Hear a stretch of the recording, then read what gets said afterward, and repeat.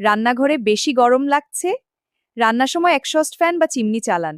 এতে ধোঁয়া আর গরম বাতাস দ্রুত বাইরে বেরিয়ে যায় আর রান্নাঘর অনেক ঠান্ডা থাকে।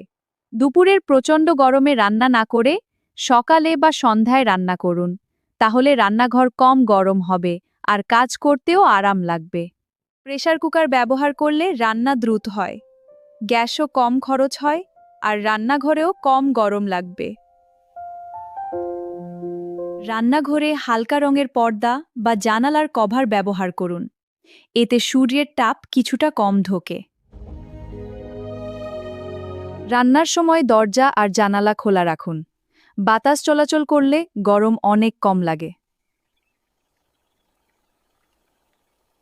ইন্ডাকশন বা এয়ার ফ্রায়ার ব্যবহার করলে গ্যাসের তুলনায় কম তাপ ছড়ায়, তাই রান্নাঘরও কম গরম হয়।